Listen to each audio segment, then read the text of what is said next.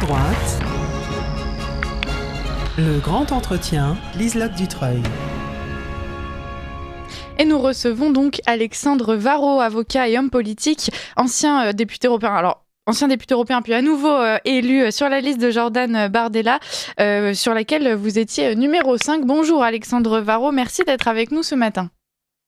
Bonjour, merci de me permettre de me réveiller de bonne heure avec vous. C'est très gentil. Alors, on va commencer donc par cette inéligibilité de Marine Le Pen. Est-ce qu'en quelques mots, vous pourriez déjà nous donner votre réaction lorsque vous avez appris la nouvelle ? J'étais dans la salle d'audience. En fait, c'est très simple. Le choix des procureurs, mais rappelons que ce ne sont que les procureurs, donc c'est un avis, une opinion, une préconisation, pas un jugement. Donc pour le moment, rien n'a été jugé. Et nous espérons bien que le tribunal ne suivra pas ces réquisitions, qu'on dira poliment inopportunes. Ouais. Mais au stade des réquisitions, il s'agit d'éliminer tout simplement Marine Le Pen et le Rassemblement national de la vie politique. Marine Le Pen par l'inéligibilité, le Rassemblement national par une peine d'amende qui consiste à lui prendre la totalité de l'argent dont il dispose sur son compte. Et à ce stade, je précise, sans vouloir vous emmener dans de trop longs tunnels, allez-y. Que des réquisitions de cette nature, dans une affaire de cette nature, ce ne sont pas les procureurs à l'audience qui les ont décidées tout seuls. C'est passé par le visa du procureur de la République, celui du procureur général, c'est remonté à la direction des affaires criminelles, c'est parti au conseiller justice à l'Élysée, et ça a probablement été décidé... Alors pour les auditeurs qui ne voient pas l'image, Alexandre Varrot pointe son doigt vers le ciel. Effectivement, ça a dû être décidé en haut. Quand vous nous expliquez toute cette chaîne justement d'interventions qui ont dû aboutir à cette décision, finalement c'est presque un coup monté contre Marine Le Pen. C'est ça que vous nous expliquez. En tout cas, il y a un choix politique assumé de prendre des réquisitions contre quelqu'un qui représente 12 millions d'électeurs. Et pour un problème qui représente, en fin de compte, c'est un désaccord administratif. De dire, eh bien, écoutez, les 12 millions d'électeurs, ils n'auront plus le droit de voter pour vous, parce que ce désaccord administratif, il est tellement grave qu'on va vous éliminer de la vie politique. C'est très bien de nous expliquer lors des réquisitions longuement que on doit traiter les hommes politiques comme tout le monde. On la connaît, cette tarte à la crème, ouais. Et on est d'accord. Très bien, on doit traiter les hommes politiques comme tout le monde. Et eh bien, ne traitons pas cette femme politique comme personne, parce que jamais elle n'a été condamnée. Elle a 56 ans, on peut considérer qu'elle est assez bien intégrée dans la vie sociale. Personne n'est condamné, personne n'a des réquisitions de 5 ans de prison, dont 2 ans ferme, dans de telles conditions. Donc elle bénéficie d'un traitement de défaveur qui saute aux yeux.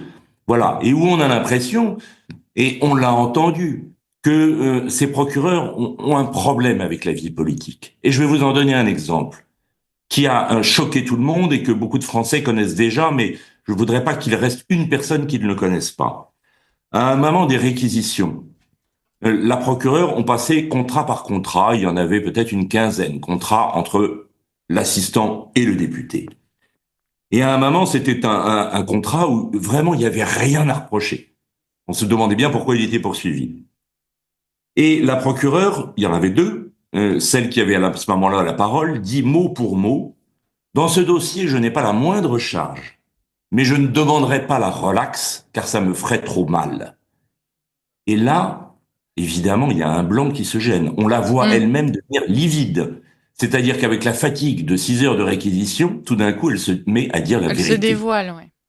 Elle se dévoile complètement. C'est quelque chose de dément. C'est le péché contre l'esprit. Dire, quand on est procureur, quand on est juge, quand on est avocat, dans n'importe quel métier, en tout cas dans un tribunal, je n'ai rien contre vous, mais je ne demanderai pas la relaxe, et y ajouter le codicile personnel, privé, ça me ferait trop mal. Comment voulez-vous que, les 12 heures de réquisition passent à la trappe. Ouais. Voilà, ils ont été jugés en 10 secondes. Quand vous nous parlez justement de cette infiltration de l'émotion dans ce procès, mais aussi des tendances politiques de tous ces juges, etc., est-ce que vous pensez que les Français peuvent encore avoir confiance dans leur système juridique? On va revenir ensuite sur ce que ça symbolise aussi en termes de démocratie, mais déjà rien que ce système juridique, est-ce que les Français peuvent encore s'appuyer sur la justice alors qu'ils voient qu'en l'occurrence, elle est tout sauf impartiale? Voilà 34 ans que je suis avocat. Bien longtemps que je suis législateur aussi, donc je ne veux pas désespérer de la justice, mais il faut bien que je constate que nous voyons passer dans les juridictions pénales des gens qui y reviennent pour la 15e fois, qui ont commis des délits importants, qui nuisent au quotidien, à leurs contemporains. Et il faut 15 fois, 20 fois pour qu'ils soient condamnés. Marine Le Pen, pour la première fois, comparaît dans une affaire de cette nature devant un tribunal. Elle présente toutes les garanties et on demande qu'elle soit envoyée, qu'elle soit condamnée à une peine de prison ferme tout de suite. Pourquoi? Dans une affaire où il n'y a aucun emploi fictif. On se souvient de certaines affaires d'hommes politiques où il y avait des emplois fictifs, des gens qui étaient payés, qui ne travaillaient pas. On ne nous reproche pas ça. Où il n'y a pas d'enrichissement personnel. Là aussi, on en a vu passer depuis des décennies des hommes politiques qui se mettaient l'argent dans la poche de manière directe ou indirecte. On ne nous reproche pas ça. Donc la seule chose qu'on nous reproche, c'est un désaccord sur la manière dont nos collaborateurs doivent travailler.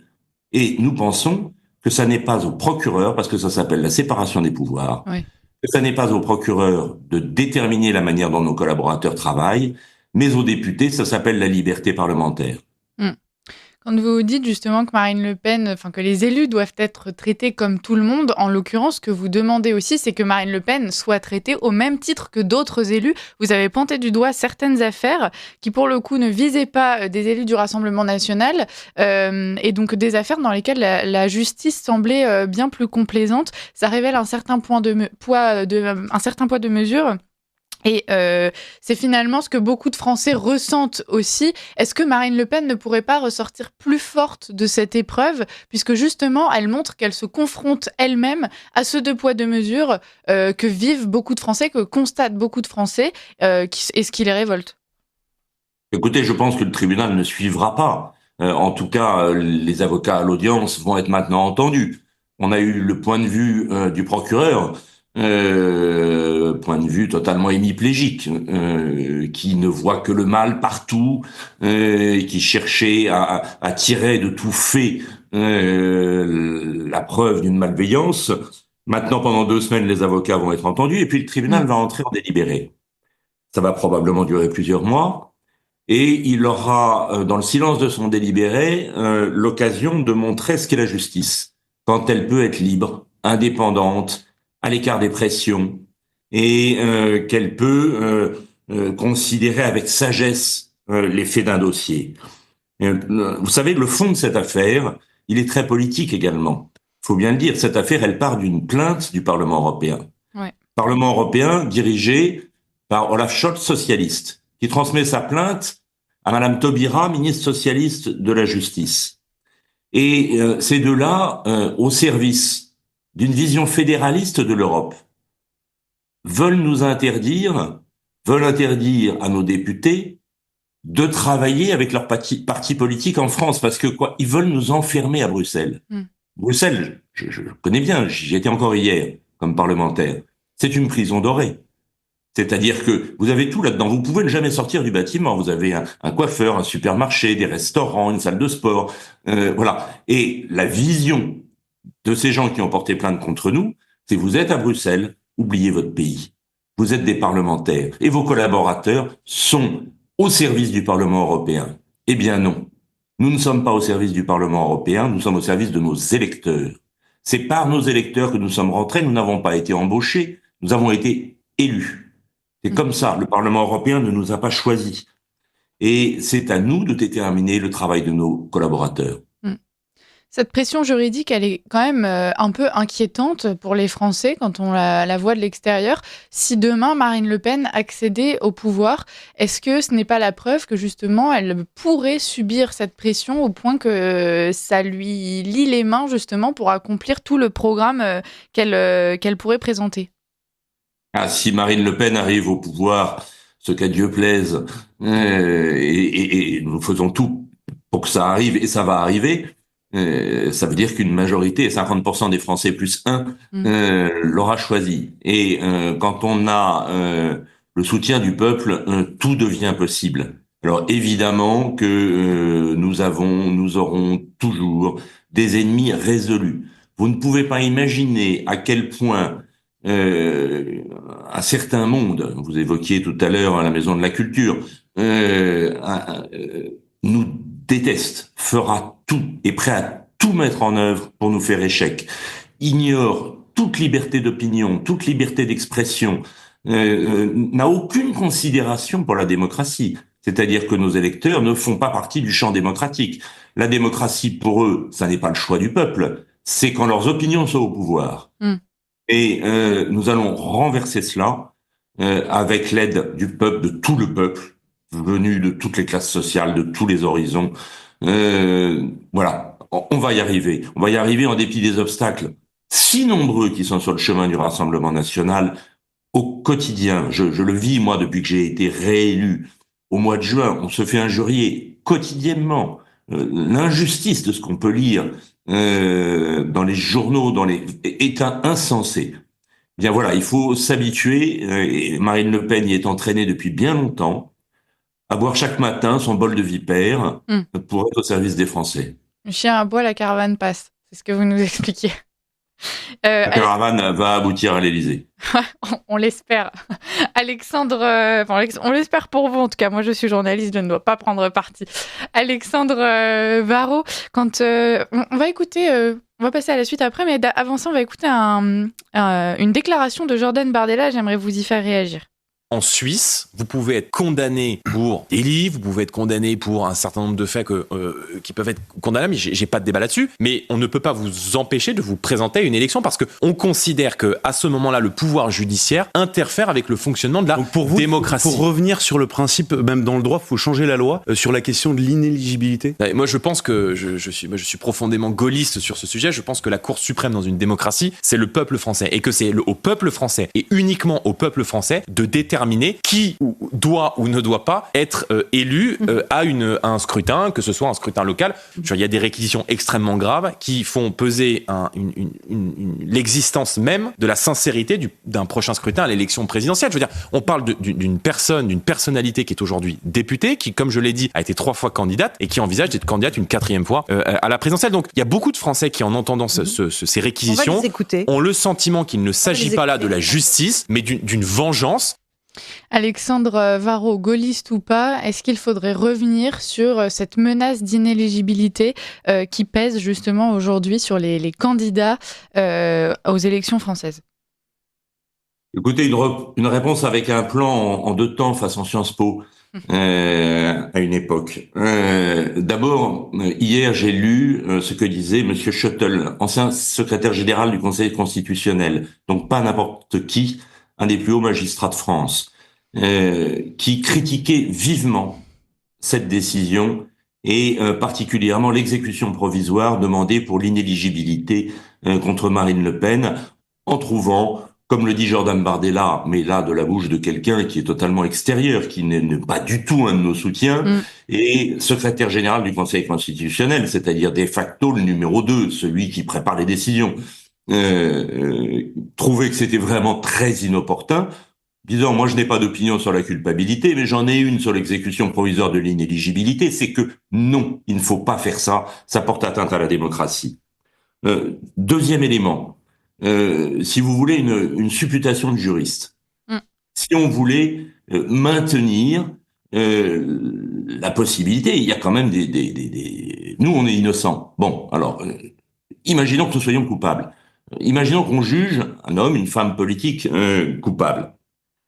Ce qui serait peut-être équilibré, c'est lorsqu'ils sont condamnés pour des faits qui le justifient, que la loi les oblige à démissionner, mais ne les empêche pas de revenir devant l'électeur. Ouais. C'est-à-dire que vous êtes maire de Trifouille-les-Oies, vous êtes condamné parce que vous avez fait quelque chose que vous n'auriez pas dû faire, le juge vous oblige à démissionner, mais vous avez le droit de vous représenter, et c'est l'électeur qui décide si vous avez fait quelque chose qui justifie qu'il se prive de vous, parce qu'il a changé d'avis sur votre personne, ou s'il considère que malgré tout, vous restez le meilleur maire possible pour Trifouille-les-Oies.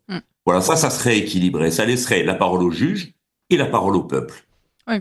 Aujourd'hui, ça n'est pas possible que, comme on a vu il y a 2 jours, 2 procureurs, sur la foi de leur seul diplôme, puissent empêcher 12 millions de Français et bientôt plus de s'exprimer. On le rappelle, la démocratie, c'est le gouvernement par le peuple et non pas le gouvernement des juges. Alexandre Varro, ça me donne une transition parfaite justement pour parler de ces Français qui aujourd'hui, si demain la peine était confirmée à l'encontre de Marine Le Pen, et bien évidemment on comprend que vous soyez confiant et que vous affirmiez que ça n'arrivera pas. Si jamais ça devait être le cas, c'est des millions de Français qui se retrouveraient privés justement de leur vote. Oui, bien sûr. Alors, la situation juridique est un petit peu compliquée parce que un député comme est Marine Le Pen, on ne peut pas la priver de son mandat. C'est une décision du Conseil constitutionnel qui a été renouvelée plusieurs fois, même si on arrivait au pire. C'est-à-dire que toutes les invraisemblances se succèdent. Elle est coupable. Non seulement elle est coupable, mais elle doit être inéligible.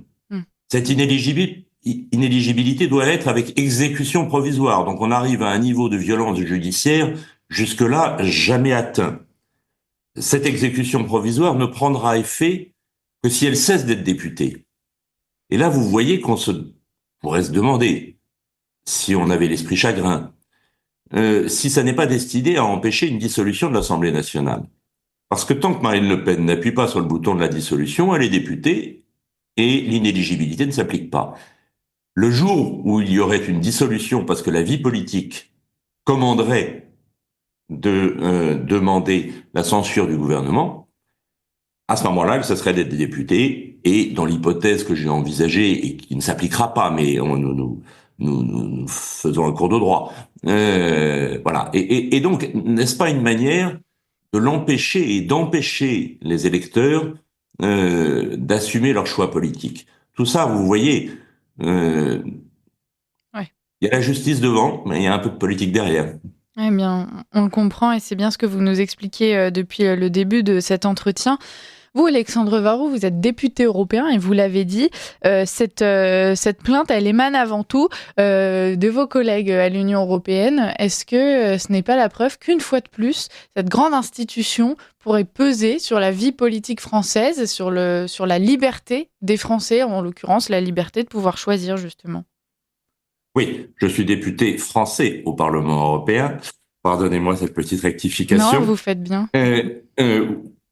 Oui, bien sûr. Alors, le Parlement européen n'est pas entièrement mauvais. Et on ne veut pas mettre à bas les institutions de l'Union européenne. On veut les changer. Le Parlement européen n'est pas ce qui pose le plus de problèmes. Il est une assemblée élue où nous sommes, nous, Rassemblement national, le premier groupe de toutes les nations. Donc, la première représentation nationale et le 3e groupe. La Commission pose beaucoup plus de problèmes que le Parlement européen. Mais néanmoins, l'état d'esprit, d'une manière générale, de ceux qui aujourd'hui président au destin de l'Union européenne est un état d'esprit fédéraliste. Et qui consiste, petit à petit, dans une roue à cran, par décisions successives, par glissement progressif, à faire en sorte que les nations s'effacent au profit d'un État fédéral qui décidera de tout à la place des nations et qui décidera de notre destin. Et bien sûr, ces gens qui sont représentés essentiellement par la Commission, la commissaire qui n'est pas élue, non élue, Madame Ursula von der Leyen, choisit ensuite ces commissaires, qui sont bien sûr soumis à la censure du Parlement européen, censure fort rare puisqu'une majorité soutient ce système. Donc que nous combattons. À l'heure actuelle, vous avez raison, nous sommes dans un système qui glisse doucement vers une pente fédéraliste, et d'une certaine manière, ce procès tente à sanctionner des gens qui résistent à ce glissement. Voilà. Comme nous avons fait de la politique, et que nos collaborateurs ont fait de la politique, et qu'ils l'ont fait au service des Français, et que nous avons refusé d'être enfermés dans les murs de la prison dorée de Bruxelles, on essaye de nous sanctionner. Nous espérons que la liberté et l'indépendance des juges résistera à tout cela. Mais vous avez raison, le fond de l'affaire, c'est que nous avons résisté à la machine à broyer les nations qu'est le Parlement européen. Si on prend un peu de hauteur, on réalise que finalement, vous vous retrouvez dans un système qui va être de plus en plus liberticide, justement contre de certaines valeurs, certaines idées que vous défendez donc en grande partie, Alexandre Varrot. Est-ce que cette forme de durcissement, justement, c'est pas la preuve que vos idées et vos valeurs progressent et que c'est ça qui inquiète justement tout ce système qui se sent ébranlé? Oui, vous avez tout à fait raison. Ils nous voient monter, ce qui prouve qu'ils ont de temps en temps les yeux ouverts. Et incontestablement, nous progressons d'élection en élection. Et nous sommes en France, comme au Parlement européen, avec nos alliés de 12 pays, de plus en plus aux portes du pouvoir. Nous faisons de plus en plus. Hier encore, dans les votes, nous avons pu, sans nous, il n'y aurait pas eu de majorité pour contrer la gauche. Notre vote a été décisif. Donc nous ne sommes pas encore capables, tout seuls, de faire le choix, mais nous sommes capables de changer les choses dans les moments où des alliances paraissent opportunes pour faire échec, en l'occurrence à la gauche, l'extrême gauche et les écologistes, sur le sujet de la déforestation. Donc, bien sûr qu'ils ont peur de nous voir monter. Bien sûr que tout le système, tous les fonctionnaires de ce système, tous les rentiers de ce système sont des fédéralistes et qu'ils ne reculeront devant rien, y compris l'instrumentalisation de la justice, pour essayer d'empêcher les Français d'être représentés et de prendre leur propre pouvoir. Alors justement, le Rassemblement national lance une pétition intitulée « Soutenez Marine, défendez la démocratie ». Qu'est-ce que vous attendez de cette pétition ? Est-ce que ça a une valeur seulement symbolique pour donner l'impression aux Français qu'effectivement ils ont encore un rôle à jouer, que leur voix peut encore porter un minimum ? Ou bien est-ce que ça peut avoir une incidence justement sur les décisions qui seront prises ? Cette pétition, elle n'est pas destinée au tribunal. Il n'en sera pas question dans la salle d'audience. À l'intérieur de la salle d'audience, c'est un autre jeu et le tribunal n'est pas concerné par l'opinion de l'ensemble des Français. Mais puisque l'opinion publique a été prise à témoin par les procureurs, puisqu'il y a dans la salle d'audience des dizaines de journalistes qui rendent compte des audiences, on ne peut pas faire comme si tout cela n'était pas politique, également politique. Surtout quand, comme je vous l'ai dit, ces réquisitions, elles ont été peut-être proposées par les procureurs qui sont dans la salle d'audience, mais elles ont été validées bien au-delà et jusqu'à l'Élysée.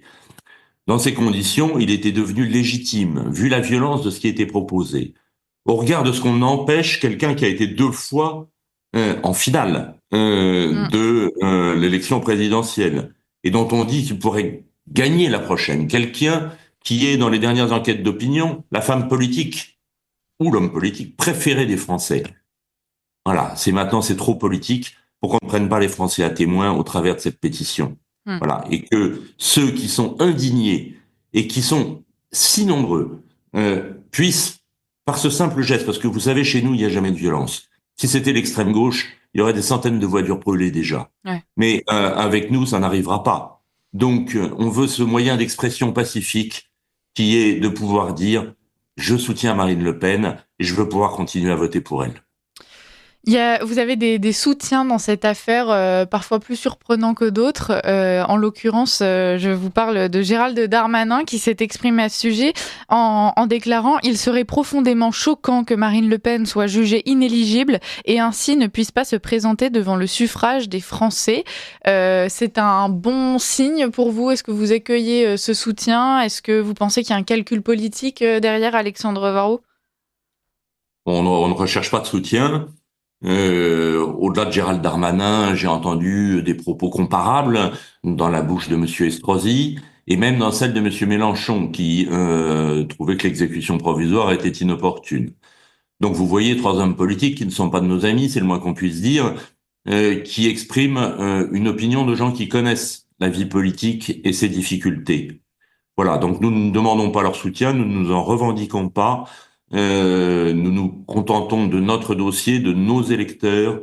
Voilà, ils disent ce qu'ils veulent. Mais il semble que de temps en temps, ils soient saisis par la raison. Comment pourraient faire les Français ? Vous l'avez dit, votre camp n'est pas celui de la violence. Si demain, justement, cette inéligibilité de Marine Le Pen passait en force, si les Français se sentaient une fois de plus bâillonnés, quelle devrait être la marche à suivre pour tous ces Français qui se retrouveraient dépossédés de leur capacité de faire un choix politique ?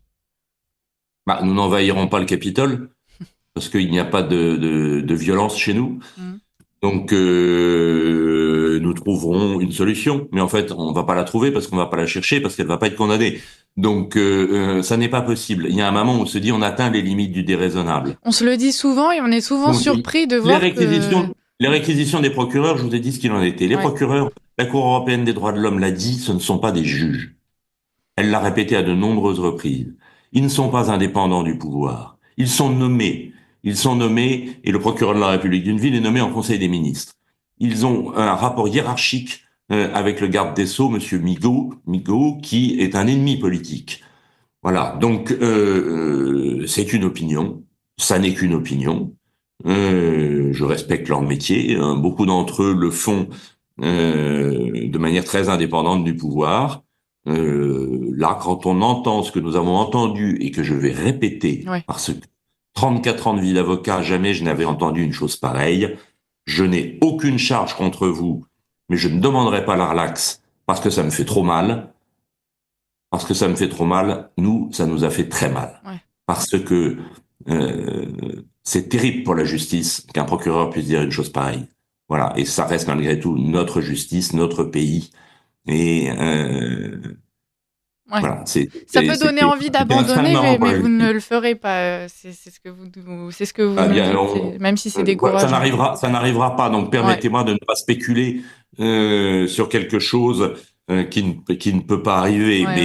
Mais si je fais un cauchemar la nuit prochaine, même dans ce cauchemar, nous n'envahirons pas le Capitole. Nous trouverons une solution pour permettre à nos électeurs d'être représentés. Alexandre Varrot, il nous reste 1 minute. Est-ce que vous pourriez rapidement expliquer à nos auditeurs quelles vont être justement les prochaines étapes dans ce procès pour qu'on puisse suivre tout ceci de très près, bien évidemment ? Bien, les prochaines étapes, ce sont pendant 2 semaines les plaidoiries de la défense qui s'achèveront par la plaidoirie de Maître Rodolphe Bosselut pour Marine Le Pen, celle de Maître David Dassa pour le Rassemblement national juste auparavant, et puis de nombreux autres avocats qui sont dans la salle d'audience. Moi, je souffre parce que j'étais un avocat dans cette affaire, mais mon élection au Parlement européen ne me permet plus de l'être.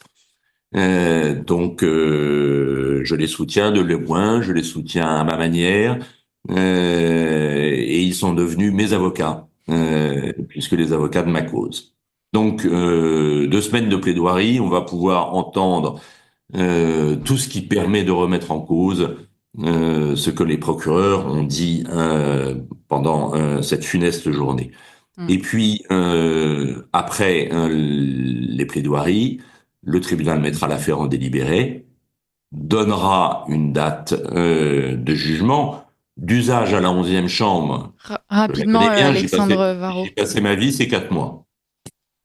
Voilà, bon, on va finir sur ces mots. Quoi qu'il en soit, on va continuer de suivre tout ceci de très près. Merci beaucoup d'avoir été avec nous ce matin, Alexandre Varrot. Je rappelle que vous êtes avocat et donc député français européen.